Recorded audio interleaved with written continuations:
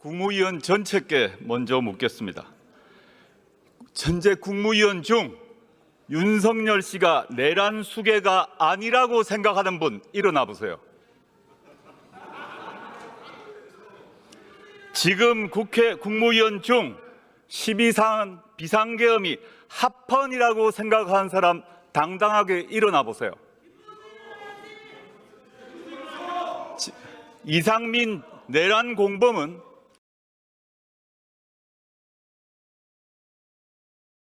모든 순간이 행복했다고 말했습니다. 지금 국무위원 중 행복한 국무위원 일어나 보세요. 여기 계신 국무위원들은 이번 12.3 사태 이전에도 입각 후 윤석열의 비정상적 사고와 행동 양식을 직간접적 경험을 통해서 잘 알고 있었습니다. 그러나 침묵했습니다. 한덕수, 최상목, 박성재, 조태열, 김영호, 송미령, 조규영, 오용주 이 8명의 국무위원은 지난 3일 비상계엄 심의 국무회의에 참석했습니다. 지금 와서는 동의하지 않았다, 찬성하지 않는다라고 변명합니다. 그런데 만약 이 불법적 비상계엄이 성공했더라면 이 자리에서 또는 용산 대통령실에서 그 조치를 찬양하고 있었으리라 확신합니다. 내란을 해책했던 국무회의에 참석한 국무위원 중 단 한 명도 자기 직을 걸고 반대한 사람 없었습니다. 입으로만 반대한다고 말했습니다. 언제 직을 걸었습니까? 귀하들이 직을 걸지 않고 반대하지 않았을 때 국민들은 저 바깥 담장에서 밤새도록 목숨을 걸고 장갑차와 맞서고 있었어요. 목숨 걸고 국회의원들은 담장을 넘고 있었어요. 한나라의 국무위원이라는 사람이 부끄럽지 않습니까? 무슨 낯짝으로 국무위원 배지를 걸고 있습니까? 국무차관 나와보세요. 국방차관 나와보세요.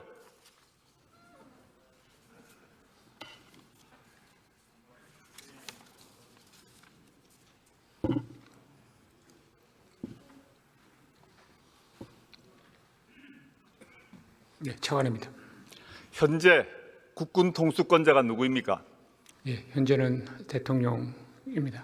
현재 윤석열은 비상계엄을 선포할 수 있습니까? 없습니까? 법상 있습니까? 없습니까? 법상 비상계엄을 선포할 수는 있을 것 같습니다.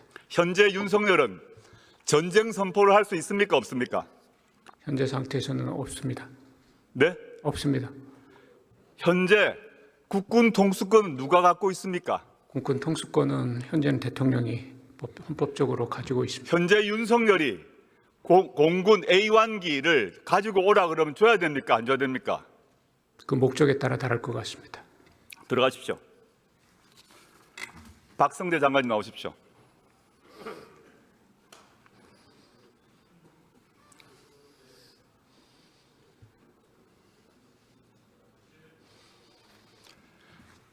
박 장관님 법률가시죠? 예. 네. 현행 판례에 따라 윤상현 의원이 말씀하신 것 말고 우리나라 대법원의 판례에 따라 계엄의 불법 계엄으로 국회를 침탈하면 내란이 됩니까? 안 됩니까? 판례에 따릅니다. 판례에 따르면 국회를 침탈했다고 표현을 하시면 거기에 대한 판단은 내란죄로 판단할 수 있는 부분이 있을 거라고 보입니다. 오늘 법사위에서 법원행정처장께서는 분명히 위헌적이고 불법적인 계엄 선포라고 하셨죠? 법원행정처장의 의견은 그렇게 말씀하셨습니다. 예, 알겠습니다. 그렇다면 법률가로서 12.3 비상계엄은 합헌입니까? 위헌입니까? 의원님 죄송하지만 그런 판단은 지금 사법적 판단 알겠습니다. 눈앞에 두고 좋습니다. 있어서 제가 개인적으로 말씀을 지난 4일 밤에 계엄이 해제되고 난 뒤에 대통령 안가에 가셨죠? 예. 가셔서 김주현 민정수석 등과 함께 저녁을 드셨죠? 예.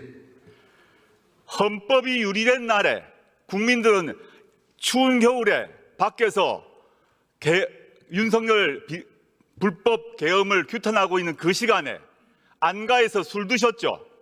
술은 먹지 않았습니다. 뭐 했습니까, 그러면? 저희들 사실은 그날 다 사의를 표한 상황이라서 사의 받아들이지 않고 송년회 하셨다고 했죠? 송년회라는 표현은 저희 쓰지 않았습니다. 그럼 뭐 했습니까? 그럼 모여서 다시는 보기 어려울 거니까 우리 모든 국민들은 바깥에서 격분해서 지금 개헌 반대 투쟁을 하고 있는데 국무위원 몇 명이 안가에 모여서 안락하게 밥자리 하고 있었습니까? 우리 국회의원들은 국회에서 농성하고 밤새고 있었어요. 그 부분이 적절하지 못했다면 그건 대해서 저희들이 잘못을 인정하겠습니다. 예, 들어가십시오. 하나 더 있습니다. 하나 더 있습니다. 그걸 왜 안가에서 합니까? 박 장관님, 예, 현재 법상으로 검사장 인사권 누가 갖고 있습니까? 인사권 대통령이 갖고 대통령이 가지고 있죠. 현재도 내란숙의 윤석열이 검사장 인사할 수 있죠. 인사권은 헌법상 인사권을 갖고 계시는 것은 예, 알겠습니다. 들어가십시오.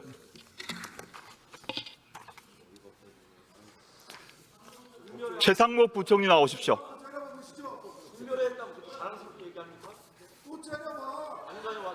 최상목 부총리 나와주십시오.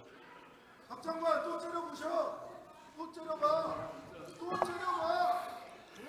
12.3 국무회의에 참석해서 반대하셨다고 하셨죠. 네, 그렇습니다. 그런데 계엄령 발표 직후 유동성 무한 공급을 발표하셨죠. 국무회의 발표 직후 제가 그 자리에서 그 후에 하셨죠. 그 후에 한국은행 총재하고 금융 당국자들을 소집을 해가지고요. 그때가 간접적 방식의 계엄 옹호 아닙니까? 윤석열 결정이란 간접적 지지 아닙니까? 그 다음에 의원님, 지금 의원님 죄송합니다. 괜찮습니다. 부총리님, 네, 비상계엄 이후 어제까지 네, 주식시장 시가총액이 얼마나 증발했습니까? 100조 넘게 증발. 140조 증발했습니다. 내년도 한 해 국가 예산 670조 원의 20%가 나흘 만에 날아갔습니다. 부총리님, 네, 지난 2년간 100조 가량 세수 펑크 났죠. 성장률 1%죠. 그 책임이 누구에게 있습니까? 답 못하십니까? 네, 아니요. 정부 정책 운영에 잘못이 있다면 저한테 있습니다. 좋습니다. 부총리님, 네, 내란숙의 윤석열과는 언제부터 알았습니까? 저는 인수위에 참여해서 처음 뵀습니다. 박근혜 청와대 경제금융비서관 하셨죠? 네, 그렇습니다. 그때 미르재단 설립, 청와대 회의 4차례 주재했죠? 그 미르재단 설립이 아니었고요. 네, 대통령 순방 여기 정상회담 준비 회의였습니다. 그 뒤로 국정농단 특검, 즉 윤석열 씨가 당시 수사팀장이었던 국정농단 특검에서 참고인 소환 조사 받았죠? 네, 한 번 받았습니다. 기소 안 됐죠? 네, 안 됐습니다. 그때 윤석열이 빼줬습니까? 전 그 당시에 당시 윤석열 검사를 알지 못했습니다. 부총리는 박근혜 탄핵 당시에 기획재정부 1차관이었죠? 네, 그렇습니다. 지금 부총리는 자신이 모신 두 대통령을 탄핵당하는 경제관료가 되신 겁니다. 들어가시죠. 네, 그걸 국민 들어가십시오. 여러분께 매우 송구스럽게 생각합니다. 법무부 장관님 다시 나오십시오. 그 다음날 탄핵 지원하는 회의 발표하시고 뭘 떳떳하십니까?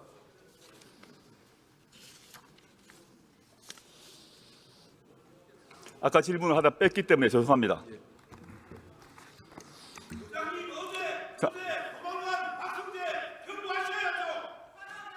장관님, 예, 오동훈 공수처장은 오늘 윤석열을 긴급 체포할 수 있다라고 답하셨습니다. 옆자리 계셨죠? 예. 동의하십니까? 그 부분은 수사기관에서 긴급 체포 법률가로서 예. 묻습니다. 긴급 체포 요건에 맞는지를 검토해서 수사기관에서 처리할 일이라고 생각합니다. 전직 고위 검사로서 능력 있는 수사 검사로서 긴급 체포라는 형소법의 기본 요건에 대해서 동의 못 하십니까? 충족이 안 됐습니까? 그 부분은 제가 할 일이 아닙니다. 만약에 대통령실과 경호처에서 향후 공수처, 국수본 또는 검찰 등에서 체포영장 또는 영장 없는 긴급 체포를 진행하는데 저항한다면 어떡하겠습니까? 정당한 공무집행에 대해서 저항하는 것은 또 다른 문제가 될 것입니다. 저항하면 공무집행 방해가 되죠. 저는 그렇게 생각합니다. 법적으로 그러하죠. 좋습니다. 그다음 곧 퇴임하실 건데 퇴직하시고 난 뒤에 예. 본인이 모셨던 본인을 장관으로 만들어줬던 윤석열 씨의 변호인단에 합류할 겁니까? 우선 제코가 석자입니다. 지난번 방첩사령관이 선관위에 투입할 때, 선관위 군대 투입할 때 군법무관들, 젊은 군법무관들한테 자문을 했습니다. 그 젊은 군법무관들은 모두 위헌이라고 펄쩍 뛰며 방첩사령관을 결사적으로 막았습니다. 이에 대해서 어떻게 생각하십니까? 젊은 법무관들은 결사적으로 방첩사령관을 막았는데 왜 장관께서는 윤석열 대통령을 못 막았습니까? 못 막은 결과에 대해서는 죄송하게 생각합니다만 그날 그 자리에 있었던 총리 이하 모든 분들이 여러 가지 이야기와 행동으로 뭐 다양한 그 막기 위한 노력을 했다는 말씀은 분명히 알겠습니다. 드릴 수 있습니다. 예. 총리님 앞으로 나와주세요.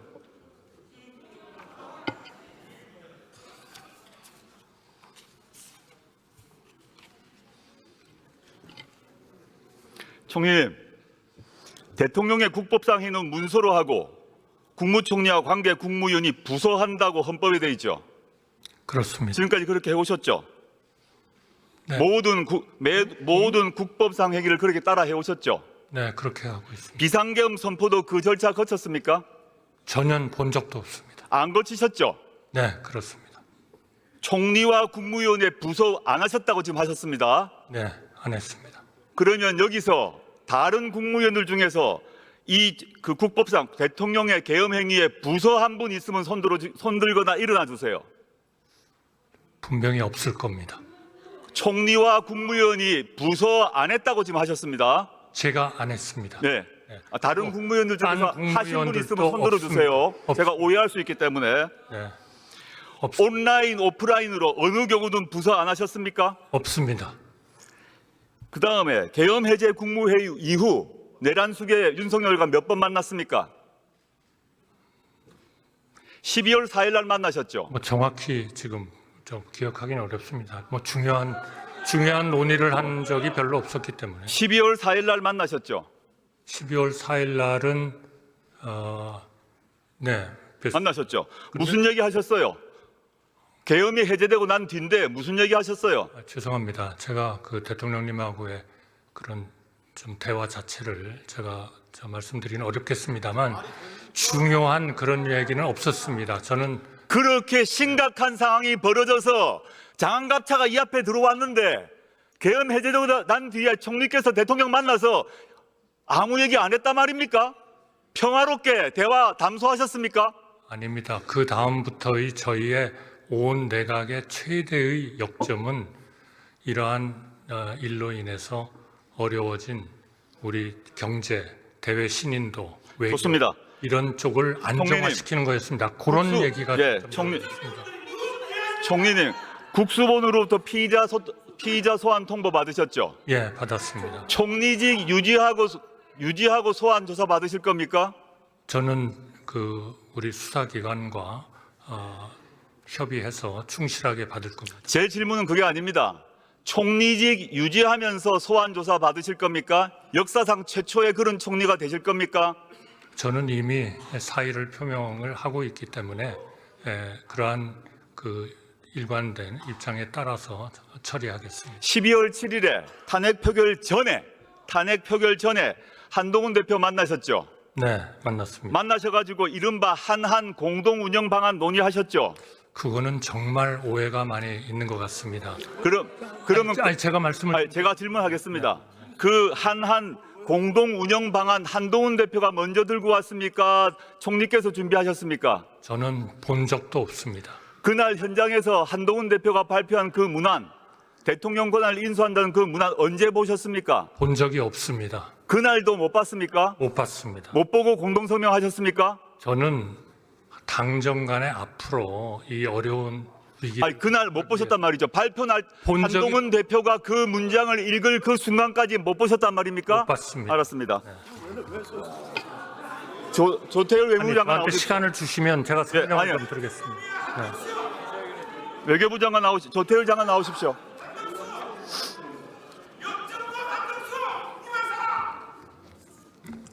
네, 조 장관님. 12.3 국무회의 참석하셨죠? 네, 그때 반대하셨다고 말씀하셨죠? 네, 지난 3일 밤에 네. 3일 밤에 필립 골드버그 미 대사가 장관께 전화했는데 왜 안 받았습니까? 상황이 너무 급박하게 돌아가고 있고 잘못된 정세 판단, 상황 판단으로 해서 미국을 미슬리드하고 싶지 않았어요. 그런데 8일 날에 미 대사 다시 만나셨죠? 네, 대사가 뭐라고 했습니까? 장관께. 뭐 대사하고 나눈 얘기를 여기서 상세히 말씀드리는 건 적절치 않다고 생각합니다. 보도에 따르게 되게 5일 날도 만났고 8일 날도 만났습니다. 8일 날 미 대사가 한덕수 한동훈 공동 국정 운영 체제에 대해서 헌법에 부합하느냐라고 질문을 했죠. 여러 가지 불투명한 상황에 대한 걱정도 했고 궁금한 것들을 서로 의견 교환을 했습니다. 장관님 시간이 많이 없습니다만은 하나 더 여쭙겠습니다. 마지막으로 현 시점에 네, 조만간 트럼프 대통령이 취임을 하죠. 네. 특사를 보내야 되죠. 뭐 특사를 꼭 보내야 되는 건 아니지만 어떤 식으로든 예, 네. 특사를 보낼 수 있는 권한을 현재 누가 갖고 있습니까? 장관이 갖고 계십니까? 아까 그 국방부 차관도 얘기했지만 대통령으로서 군 통수권과 함께 외교 권한도 현재 대통령이 갖고 현재 있습니다. 여전히 군 통수권, 개헌권, 검사장 임명권, 각종 외교에 대한 모든 권한을 윤석열 내란 수계가 가지고 있죠. 법상으로 그렇게 생각하고 있습니다.